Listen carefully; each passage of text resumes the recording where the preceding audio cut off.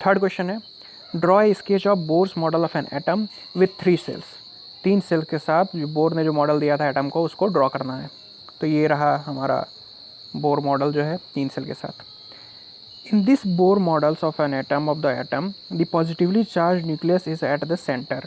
Centre में positively charge nucleus है and negatively charge electrons revolve around the nucleus in fixed energy levels और electron sales. जो positive charge nucleus है वो तो सेंटर में है एकदम बिल्कुल, और निगेटिव चार्ज इलेक्ट्रॉन्स जो हैं वो न्यूक्लियस के अराउंड रिवॉल्व कर रहे हैं। न्यूक्लियस के अराउंड रिवॉल्व कर रहे हैं। क्या किस में रिवॉल्व कर रहे हैं? वो एनर्जी लेवल्स में, first energy level, second energy level, third energy level, इसी को कहते हैं सेल्स। यहाँ 3 सेल्स पूछा गया है तो 3 shell, electron shell, K shell, L shell, M cell.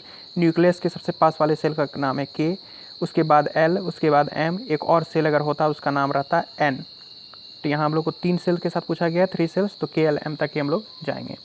तो ये रहा इसका आंसर।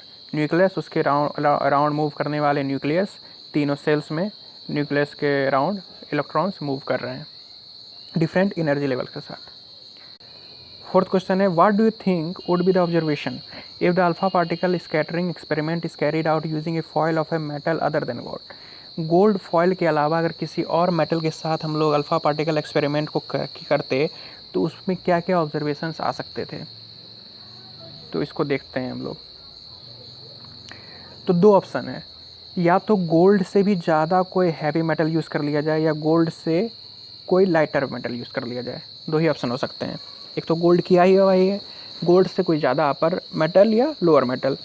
तो अगर if the foil of a heavy metal like platinum, gold से भी जो हैवी है, having a very heavy nucleus is used, then the observation of alpha particle scattering experiment would be the same as that in the gold foil experiment. अगर heavy metal को use किया जाए like platinum, जिसके पास बहुत ज़्यादा heavy nucleus है, तो उसमें कोई भी चेंजेस नहीं आते, सब सेम रहता। जो अल्फ़ा पार्टिकल गोल्ड के साथ, जो गोल्ड फॉयल के साथ जो हुआ था वही होता प्लेटिनम के साथ भी, क्योंकि प्लेटिनम हैवी है ज़्यादा गोल्ड से, तो इसमें कोई दिक्कत नहीं होगा, वही सेम एक्सपेरिमेंट, सेम रिजल्ट आएगा। लेकिन if however the foil of light metal like lithium, अगर हल्का मेटल कुछ लिथियम का यूज़ कर लिया जाए, having very light nucleus is used, then fast moving heavy alpha particle may even push the light nucleus aside and may not be deflected back।